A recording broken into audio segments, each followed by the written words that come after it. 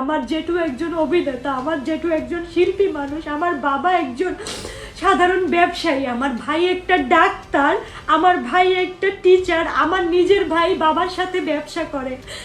আর হিন্দুরা কি এমন অপরাধ করছে? হিন্দুরা কি এতই খারাপ যে একটা কিছু হইলেই হিন্দুদের উপরে পড়বে? ಬಾಂಗ್ಲಾದಲ್ಲಿ ಉಂಟಾಗಿರೋ ಅರಾಜಕತೆ ಅಲ್ಲಿನ ಅಲ್ಪಸಂಖ್ಯಾತ ಹಿಂದೂಗಳ ಜೀವಕ್ಕೆ ಅಪಾಯ ಉಂಟು ಮಾಡಿದೆ. ಇತ್ತೀಚಿನ ಬೆಳವಣಿಗೆಯೊಂದರಲ್ಲಿ ಅಲ್ಲಿನ ಹಿಂದೂ ಮಹಿಳೆಯೊಬ್ಬರು ಸುರಕ್ಷತೆಗಾಗಿ ಅಂಗಲಾಚ್ತಾ ಇರೋ ವಿಡಿಯೋವೊಂದು ಸಖತ್ ವೈರಲ್ ಆಗ್ತಾ ಇದೆ. ಬಾಂಗ್ಲಾದೇಶದ ಅಲ್ಪಸಂಖ್ಯಾತ ಸಮುದಾಯಗಳ ಜೀವನದ ದುಸ್ಥಿತಿ ಮೇಲೆ ಇದು ಬೆಳಕು ಚೆಲ್ಲುತ್ತೆ. ದುಷ್ಕರ್ಮಿಗಳು ತಮ್ಮ ಮನೆಯನ್ನ ಧ್ವಂಸ ಮಾಡಿದ್ದಲ್ಲದೆ ತನ್ನ ಕುಟುಂಬವನ್ನ ಭಾರತಕ್ಕೆ ವಾಪಸ್ ಹೋಗುವಂತ ಒತ್ತಾಯಿಸಿ ಕೊಲೆ ಬೆದರಿಕೆಗಳನ್ನ ಹಾಕ್ತಿದ್ದಾರೆ ಅಂತ ಈ ಮಹಿಳೆ ವಿವರಿಸಿದ್ದಾರೆ. ಘಟನೆಯನ್ನ ವಿವರಿಸೋ ಟೈಮ್ನಲ್ಲಿ ಈ ಮಹಿಳೆ ಅಳ್ತಾ ಇರೋದನ್ನ ನೋಡಬಹುದು. ದುಷ್ಕರ್ಮಿಗಳು ನನ್ನ ಮನೆಯನ್ನ ಧ್ವಂಸ ಮಾಡಿದ್ರು, ನನ್ನ ಕುಟುಂಬಕ್ಕೆ ಹಾಗೆ ನನಗೆ ಕೊಲೆ ಬೆದರಿಕೆಗಳು ಬರ್ತಾ ಇವೆ. ನಾವೆಲ್ಲರೂ ಬಾಂಗ್ಲಾದೇಶವನ್ನ ಬಿಟ್ಟು ಭಾರತಕ್ಕೆ ಓಡ್ ಹೋಗಿ ಅಂತ ಬೆದರಿಕೆ ಹಾಕ್ತಿದ್ದಾರೆ. ಬಾಂಗ್ಲಾದೇಶದ ಪ್ರಜೆ ಅಲ್ವಾ ನಾನು ಇಲ್ಲಿ ವಾಸ ಮಾಡೋದಕ್ಕೆ ಸ್ವತಂತ್ರ ಅಲ್ವಾ? ನನ್ನ ಕುಟುಂಬ ಹಾಗೆ ನಾನು ಭಾರತದಲ್ಲಿ ಆಶ್ರಯವನ್ನ ಯಾಕೆ ಹುಡುಕ್ಬೇಕು? ನಾವು ಹಿಂದೂಗಳು ಅನ್ನೋ ಕಾರಣಕ್ಕಾಗ ಅಂತ ಮಹಿಳೆ ದುಃಖ ತಪ್ತಳಾಗಿ ಕಣ್ಣೀರಾಗ್ತಿದ್ದಾರೆ. ಪ್ರಧಾನಿ ಶೇಖ್ ಹಸೀನಾ ಅವರ ರಾಜೀನಾಮೆ ನಂತರ ಉಂಟಾಗಿರೋ ರಾಜಕೀಯ ಅಸ್ಥಿರತೆಯನ್ನ ಇಸ್ಲಾಮಿಕ್ ಉಗ್ರಗಾಮಿಗಳು ಬಳಸ್ಕೊಳ್ತಾ ಇದ್ದಾರೆ. ಬಾಂಗ್ಲಾದೇಶ ಪ್ರಸ್ತುತ ಪ್ರಕ್ಷುಬ್ಧತೆಯಲ್ಲಿ ಮುಳುಗಿ ಹೋಗಿದೆ. ಉಗ್ರಗಾಮಿ ಗುಂಪುಗಳು ಹಿಂದೂ ಅಲ್ಪಸಂಖ್ಯಾತರ ಮೇಲೆ ದಾಳಿ ನಡೆಸ್ತಾ ಇವೆ. ಮನೆಗಳನ್ನ ಸುಡೋದು, ಮಹಿಳೆಯರನ್ನ ಕಿಡ್ನಾಪ್ ಮಾಡೋದು, ವ್ಯಾಪಕವಾದ ಹಿಂಸಾಚಾರವನ್ನ ಮಾಡ್ತಾ ವಿಕೃತಿ ಮೆರಿತಾ ಇದ್ದಾರೆ. ಗಲಭೆ ಪೀಡಿತ ಪ್ರದೇಶಗಳ ಪ್ರತ್ಯಕ್ಷದರ್ಶಿ ವರದಿಗಳು ಹಾಗೆ ವಿಡಿಯೋಗಳನ್ನ ನೋಡಿದ್ರೆ ನಿಜಕ್ಕೂ ಶಾಕ್ ಆಗುತ್ತೆ. ಇಸ್ಕಾನ್ ಹಾಗೆ ಕಾಳಿ ದೇವಾಲಯ ಸೇರಿದ ಹಾಗೆ ಹಿಂದೂ ಮನೆಗಳು, ದೇವಾಲಯಗಳನ್ನ ಟಾರ್ಗೆಟ್ ಮಾಡಿ ಧ್ವಂಸ ಮಾಡಿ ಲೂಟಿ ಮಾಡ್ತಿದ್ದಾರೆ. ಅಲ್ಲೆಲ್ಲ ಬೆಂಕಿ ಇಡ್ತಿದ್ದಾರೆ. ಮಹಿಳೆಯರನ್ನ ಕಿಡ್ನಾಪ್ ಮಾಡಿ ಅಜ್ಞಾತ ಸ್ಥಳಗಳಿಗೆ ಕರೆದುಕೊಂಡು ಹೋಗ್ತಾ ಇದ್ದಾರೆ ಅಂತ ಕೆಲವರು ಹೇಳ್ತಿದ್ದಾರೆ. ಹಿಂಸಾಚಾರವಂತೂ ಭಾನುವಾರ ಭೀಕರವಾಗಿತ್ತು. ಘರ್ಷಣೆಗಳ ಪರಿಣಾಮ ಹಿಂದೂ ಕೌನ್ಸಿಲರ್ ಹಾಗೂ ಪರಶುರಾಮ್ ಥಾನಾ ಅವಾಮಿ ಲೀಗ್ ಸದಸ್ಯ ಹರ್ದನ್ ರಾಯ್ ಸೇರಿದ ಹಾಗೆ ನೂರಾರು ಜನರನ್ನ ಹತ್ಯೆ ಮಾಡಿದ್ದಾರೆ. ಪ್ರತಿಭಟನಾಕಾರರು ಮತ್ತು ಸರ್ಕಾರದ ಬೆಂಬಲಿಗರ ನಡುವಿನ ಘರ್ಷಣೆಗಳು ತೀವ್ರಗೊಳ್ತಾ ಇದ್ದ ಹಾಗೆ ಇದು ಹಿಂಸಾಚಾರಕ್ಕೆ ತಿರುಗಿದೆ. ಹೆಚ್ಚುತ್ತಾ ಇರೋ ಹಿಂಸಾಚಾರವನ್ನ ಅಂತಾರಾಷ್ಟ್ರೀಯ ಮಾನವ ಹಕ್ಕುಗಳ ಸಂಘಟನೆಗಳು ಖಂಡಿಸ್ತಾ ಇವೆ. ಹಿಂದೂ ಅಲ್ಪಸಂಖ್ಯಾತರನ್ನ ರಕ್ಷಣೆ ಮಾಡೋದಕ್ಕೆ ತಕ್ಷಣದ ಕ್ರಮವನ್ನ ಒತ್ತಾಯಿಸ್ತಾ ಇವೆ. ಇಷ್ಟಾದ್ರೂ ಬಾಂಗ್ಲಾದೇಶದ ಅಧಿಕಾರಿಗಳು ಬಿಕ್ಕಟ್ಟನ್ನ ಪರಿಹರಿಸೋದಕ್ಕೆ ಹರಸಾಹಸ ಪಡ್ತಿದ್ದಾರೆ.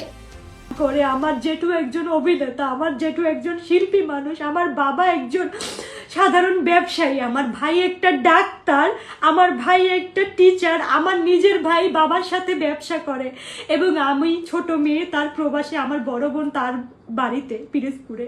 এই আমাদের পরিবার। আমার ভাইয়ের চেম্বারটা পর্যন্ত তারা ভেঙে ফেলছে। সে একজন ডাক্তার, সে তো কারো দল করে না। আমরা কার কাছে যাব এখন? যারা এই যে এতদিন ধরে ছাত্রদের বিরুদ্ধে ছাত্ররা চাইছে পরে করুক, সমস্যা নেই, কিন্তু আমাদের পরিবার তো আমরা কারো সাথে ক্ষতি করে নাই। আমাদের তো মনে পড়ে না আমার বাবা মা কাকা কাকি কেউ ক্ষতি করে নাই, কোনো দিন কারো সাথে বাজে কথা পর্যন্ত বলে নাই। কেন আপনারা আমাদের উপরে অ্যাটাক করলো? এতদিন তো পোস্ট দেখতাম, সবার পোস্ট দেখতাম, কিন্তু সেই পোস্ট আজকে নিজে করতে হবে আমি কখনো ভাবি নাই। বিশ্বাস করেন, যখন শুনি আমার পরিবারে এরকম হয়েছে, আমার পরিবারকে তারা মারার জন্য খুঁজতেছে। হ্যাঁ, দল সবাই করে কম বেশি, তার দল যেতে না যেতেই তাদের উপরে অ্যাটাক করবে, এটা ভাবতে পারেন আপনারা? বাবা যায়, আপনারা দল তো গেছে, আমি মনে করি দল মত কোনো কিছুর দরকার নাই। আগে কি দল করতো না করতো তার জেরে এসে আপনারা কি মারবেন? এটা কি আপনাদের এই স্বাধীনতায় স্বাধীন হয়েছেন? যারা পোস্ট করতেছেন ছাত্ররা, এটা কি স্বাধীন বলে? আমারে বলবেন তো।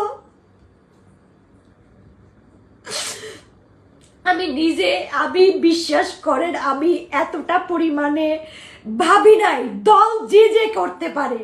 ছাত্রদের আন্দোলন যে আজকে পরিবারে গিয়ে পড়বে, এটা কি দেখবে না? কেউ দেখবে না। আমার বাবা দল করতে আমি মানি, তার মানে এই না যে শুধু আমার পরিবার কি, আমি হিন্দু কই, মুসলিমও তো আরেকটা দল করে, সে কি শুধু অন্য দল করে তাদের ঘর কি ভাগছে? শুধু আমার এলাকায় আমার ঘরটাই কেন ভাগলো? কি কারণে?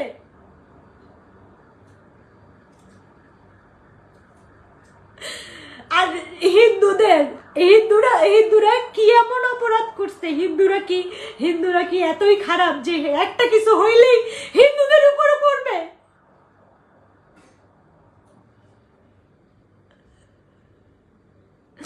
আমাকে বলেন, আমি তো দল চাই না, আমি তো দলের কোনো প্রয়োজনও চাই না, কিন্তু আমার বাবার কি দোষ? আমরা হিন্দু বলে কি আমি এই ছাত্রদের, আমি জানি না এই আন্দোলনের কত পরিবারকে যে জানি না, এই যে পরিবারের প্রত্যেকটা মানুষ, এখানে যদি আমার বাবা মরেও যাইতো, কই আজকে কেউ আসতো না? আসছে কোনো পুলিশ, না আসছে আর্মি, আমি কই কোনো দল, কই কেউ আসতো?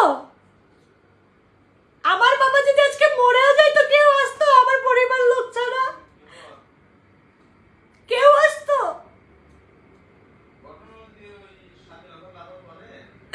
আমার বাবাকে যে মারছে একটা মানুষ, এত ছাত্র করছে, ছাত্ররা এখন কোথায় গেছে? কেন? যদি এটা স্বাধীন হয়ে থাকে, আমাদের ঘরে কেন আঘাত আনবে? আমার বাবা কোনো একটা দল করতো, সেই কারণে আঘাত আনছে?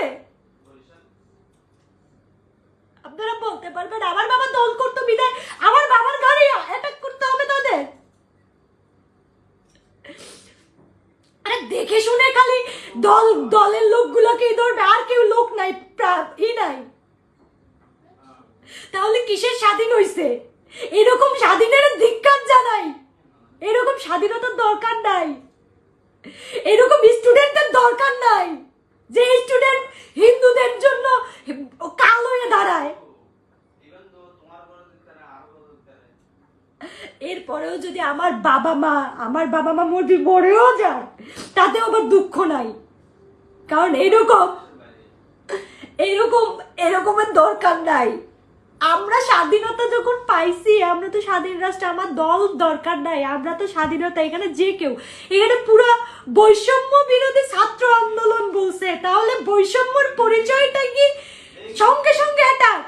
এই হচ্ছে বৈষম্যের পরিচয়, এটা কি ছাত্ররাই অ্যাটাক করছে আমার পরিবারকে? আমি তো দোষ দেবো শুধু ছাত্র, কারণ এটার মূল কারণ হচ্ছে ছাত্র। আমার মতো কয়জন এসে বলবে আমি জানি না, আমার মতো কয়জন তার পরিবারের নিয়ে বলবে আমি জানি না, কিন্তু আমি স্বাধীন রাষ্ট্রে বাস করি, আমার স্বাধীনতা, আমি কি ভাবছে আমি দেশ ছেড়ে পালাই যাব? জীবনেও দেশ ছেড়ে পালাই যাব না, মরতে হয় এখানেই মরবো, দেশে মরবো, কিন্তু দেশ ছেড়ে পালাই যাব না, কারণ আমার জন্মস্থান বাংলাদেশ। সেটা সে যে দল আসুক না কেন, আমার জন্মস্থান বাংলাদেশ। কিন্তু দল যে কেউ করতে পারে, বাট আমার বাবাকে তার ইন্ডিয়ায় ডাইরেক্টলি যাইয়া হিট করার তো কোনো প্রশ্নই আসে না।